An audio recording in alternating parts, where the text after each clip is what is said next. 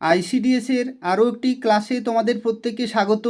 আজকে এই ভিডিওতে আমরা আলোচনা করব আইসিডিএস কর্মী ও সহায়িকার গুরুত্বপূর্ণ প্রশ্নোত্তর সম্পর্কে, এবং আজকের যে টপিক সেটি হচ্ছে মা ও শিশুর স্বাস্থ্য ও পুষ্টি সংক্রান্ত। এই যে টপিকটি রয়েছে সেটি তোমাদের পরীক্ষার জন্য খুবই গুরুত্বপূর্ণ। তো সেক্ষেত্রে খুব ভালোভাবে ক্লাসটি করো। কে কতগুলো সঠিক উত্তর দিতে পারছো অবশ্যই কমেন্টে জানাবে, আর প্রত্যেকেই ভিডিওটি লাইক করে দেবে, শেয়ার করে দেবে। তো দেখো, আজকের প্রথম প্রশ্নে বলা হচ্ছে গর্ভকালীন সময়ে অ্যানিমিয়া বা রক্তাল্পতার প্রধান কারণ কী? তো এই প্রশ্নের সঠিক উত্তর হয়ে যাবে আয়রনের অভাব। তোমরা অবশ্যই মনে রাখবে, আয়রনের অভাবে গর্ভকালীন সময়ে অ্যানিমিয়া বা রক্তাল্পতা হয়। এরপর দেখো, পরবর্তী প্রশ্নে বলা হচ্ছে বিশ্ব স্বাস্থ্য সংস্থা এর মতে শিশুর জন্মের পর কতক্ষণ পর্যন্ত একচেটিয়া বুকের দুধ খাওয়ানো উচিত? অর্থাৎ শিশু জন্মের পর কতদিন পর্যন্ত বুকের দুধ খাওয়াতেই হবে? তো এই প্রশ্নের সঠিক উত্তর হয়ে যাবে 6 মাস পর্যন্ত। অর্থাৎ 6 মাস পর্যন্ত কিন্তু মায়ের বুকের দুধ অবশ্যই খাওয়াতে হবে। পরবর্তী প্রশ্ন, গর্ভাবস্থায় শিশুর নিউরাল টিউব ত্রুটি প্রতিরোধ করতে কোন সাপ্লিমেন্টটি দেয়া হয়? খুবই গুরুত্বপূর্ণ একটি প্রশ্ন। তো দেখো, এই প্রশ্নের সঠিক উত্তর হয়ে যাবে ফলিক অ্যাসিড। গর্ভাবস্থায় শিশুর নিউরাল টিউব ত্রুটি প্রতিরোধ করতে ফলিক অ্যাসিড দেয়া হয়। এরপর দেখো, পরবর্তী প্রশ্নে বলা হচ্ছে ভারতে আইসিডিএস প্রকল্প কত সালে শুরু হয়েছিল? কত সালে? তো দেখো, আইসিডিএস প্রকল্প শুরু হয়েছিল 1975 সালে মহাত্মা গান্ধীর জন্মদিন অনুসারে। অর্থাৎ মহাত্মা গান্ধীর জন্মদিন হচ্ছে 2রা অক্টোবর, এবং সেই দিনেই 2রা অক্টোবর 1975 সালে আইসিডিএস প্রকল্পটি চালু হয়েছিল। এখানে তোমরা মনে রাখবে, পশ্চিমবঙ্গের 2টি জায়গাতে প্রথম আইসিডিএস প্রকল্প চালু হয়েছিল। একটা হচ্ছে কলকাতার খিদিরপুর শহরাঞ্চলে, আরেকটা হচ্ছে পুরুলিয়া জেলার মানবাজার, যেটা হচ্ছে গ্রামাঞ্চলে। এরপর দেখো, পরবর্তী প্রশ্নে বলা হচ্ছে শিশুর জন্মের পর প্রথম যে ঘন হলুদ রঙের শাল দুধ নিঃসৃত হয় তাকে কি বলা হয়? তো তোমরা মনে রাখবে, এটিকে বলা হয় কোলোস্ট্রাম। কোলোস্ট্রাম, গ হচ্ছে এখানে কারেক্ট আনসার। এরপর দেখো, পরবর্তী প্রশ্নে বলা হচ্ছে নবজাতকের জন্মের পর প্রথম 1 মিনিটের মধ্যে তার শারীরিক অবস্থা মূল্যায়নের জন্য কোন স্কোরিং পদ্ধতি ব্যবহার করা হয়? তো এটার সঠিক উত্তর হয়ে যাবে অ্যাপগার স্কোর। অ্যাপগার স্কোর, খ হচ্ছে এখানে কারেক্ট আনসার। অর্থাৎ শিশুর জন্ম হলো, ঠিক জন্মের প্রথম 1 মিনিটের মধ্যেই এই পদ্ধতির সাহায্যে শিশুর যে হেলথ বা শারীরিক অবস্থা সেটা কিন্তু টেস্ট করা হয়। পরবর্তী প্রশ্নে দেখো, বলা হচ্ছে একটি সুস্থ নবজাতক শিশুর জন্মের সময় স্বাভাবিক ওজন সাধারণত কত হওয়া উচিত? স্বাভাবিক ওজন কত হওয়া উচিত? তো দেখো, 2.5 কেজি থেকে 3.5 কেজির মধ্যে কিন্তু থাকলে সেটা হচ্ছে স্বাভাবিক ওজন, কিন্তু তার কম যদি হয় তাহলেও কিন্তু সেটা ক্ষতিকর, আবার যদি বেশি হয় সেটাও কিন্তু ক্ষতিকর। এরপর দেখো, পরবর্তী প্রশ্নে বলা হচ্ছে গর্ভাবস্থায় মায়েদের ধনুষ্টঙ্কার বা টিটেনাস প্রতিরোধে কোন টিকা দেওয়া হয়? গর্ভাবস্থায় মায়েদের ধনুষ্টঙ্কার বা টিটেনাস প্রতিরোধে কোন টিকা দেওয়া হয়? তো দেখো, টিটেনাস হচ্ছে টিটি বা টিডি, খ হচ্ছে এখানে কারেক্ট আনসার। এরপর দেখো পরবর্তী প্রশ্নে বলা হচ্ছে শিশুর জন্মের সাথে সাথে যক্ষ্মা প্রতিরোধে কোন টিকা দেওয়া হয়? যক্ষ্মা রোগের প্রতিরোধে কোন টিকা দেওয়া হয়? টিউবারকুলোসিস। কোন টিকা দেওয়া হয়? এটা সঠিক উত্তর হয়ে যাবে BCG, bacillus Calmette Guérin. BCG vaccine দেওয়া হয়। পরবর্তী প্রশ্ন, গর্ভবতী মায়েদের প্রাতিষ্ঠানিক প্রসব উৎসাহিত করতে ভারতে কোন যোজনা চালু আছে? এই প্রশ্নের সঠিক উত্তর হয়ে যাবে জননী সুরক্ষা যোজনা। জননী সুরক্ষা যোজনা ক হচ্ছে এখানে কারেক্ট আনসার। পরবর্তী প্রশ্ন, বিশ্বজুড়ে মাতৃমৃত্যুর প্রধান কারণ কোনটি? বিশ্বজুড়ে মাতৃমৃত্যুর প্রধান কারণ, অনেকগুলি কারণ আছে ছোট বড়, কিন্তু প্রধান কারণ কোনটি? তো দেখো এই প্রশ্নের সঠিক উত্তর হয়ে যাবে অতিরিক্ত রক্তক্ষরণ।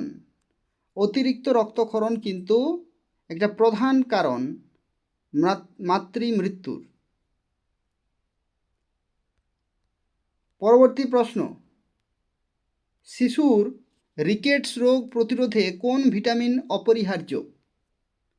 শিশুর রিকেটস রোগ প্রতিরোধে কোন ভিটামিন অপরিহার্য? তো দেখো ভিটামিন ডি এর অভাবে রিকেট রোগ হয়, তো রিকেটস রোগ প্রতিরোধ করতে গেলে ভিটামিন ডি লাগবে। পরবর্তী প্রশ্নে দেখো বলা হচ্ছে ওআরএস। ওআরএস ওআরএস এর ফুল ফর্ম কি? পূর্ণ রূপ। তো ওআরএস এর ফুল ফর্ম হচ্ছে oral rehydration salt. Oral rehydration salt, অথবা তোমরা এখানে মনে রাখবে যে ওরাল রিহাইড্রেশন সলিউশন, এটাও যদি থাকে তবু কিন্তু correct answer. Oral rehydration salts অথবা ওরাল রিহাইড্রেশন সলিউশন। পরবর্তী প্রশ্ন, শিশুর ডায়রিয়া নিরাময় এবং দ্রুত সুস্থতার জন্য ওআরএসের পাশাপাশি কোন খনিজ উপাদানটি দেওয়া হয়? শিশুর ডায়রিয়া নিরাময় ও দ্রুত সুস্থতার জন্য ওআরএসের পাশাপাশি আর কোনটি দেওয়া হয়? সেটা হচ্ছে জিঙ্ক। জিঙ্ক হবে এখানে কারেক্ট আনসার। পরবর্তী প্রশ্ন, শিশুর শরীরে ভিটামিন এ এর তীব্র অভাবে কোন রোগটি হতে পারে? তো দেখো ভিটামিন এর অভাবে কোন রোগটি হয়? যেটাকে বলা হয় জেরোপথ্যালমিয়া বা রাতকানা, চোখের সমস্যা কিন্তু হয়। আর ভিটামিন এ প্রচুর পরিমাণে কোন খাবারে আছে? গাজরে আছে আর পালং শাকে আছে।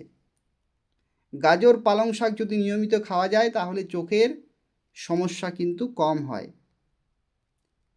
পরবর্তী প্রশ্ন, গর্ভকালীন বহুমূত্র বা জেস্টেশনাল ডায়াবেটিস সাধারণত গর্ভাবস্থার কোন সময়ে শনাক্ত করা হয়? কোন সময়ে?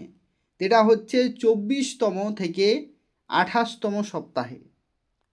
24তম থেকে 28তম সপ্তাহে, গ হচ্ছে এখানে কারেক্ট আনসার।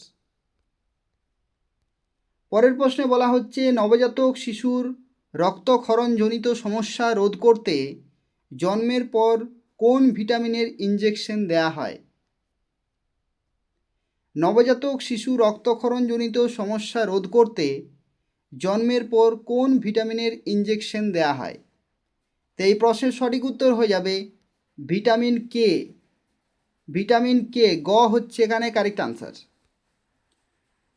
এরপর দেখো পরবর্তী প্রশ্নে বলা হচ্ছে পেন্টাভ্যালেন্ট টিকা শিশুকে কয়টি মারাত্মক রোগ থেকে রক্ষা করে?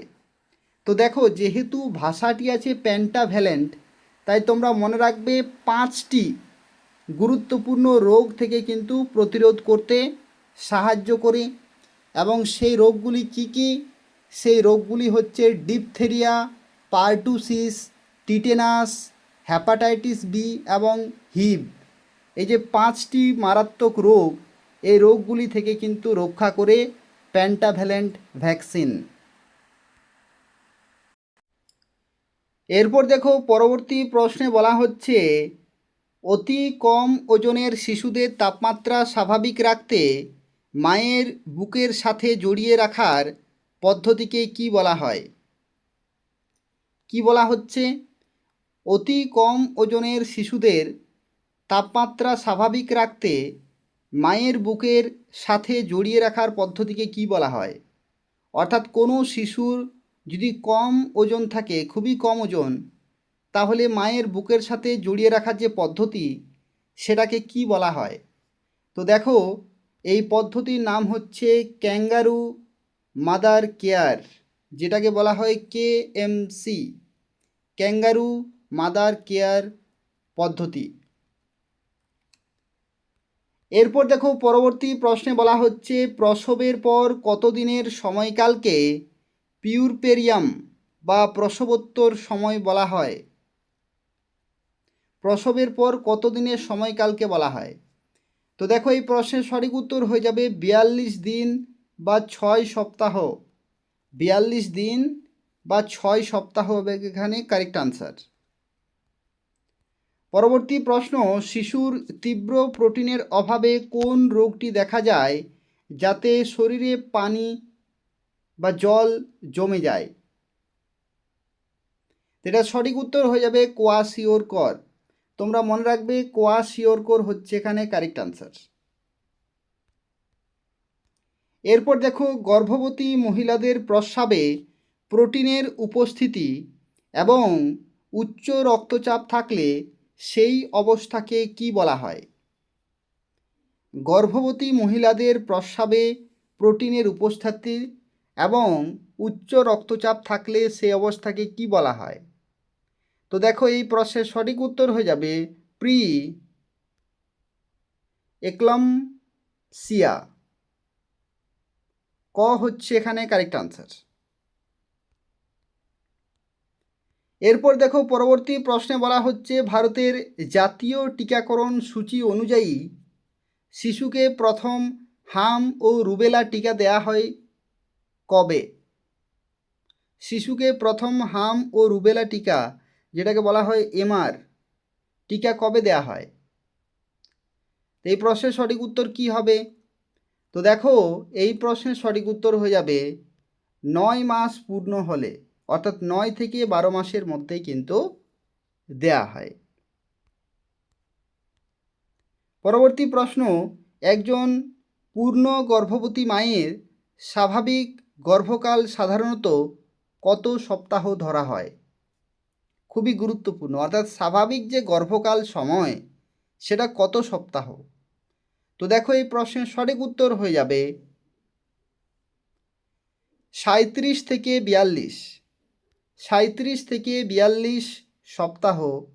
গ হচ্ছে এখানে কারেক্ট আনসার।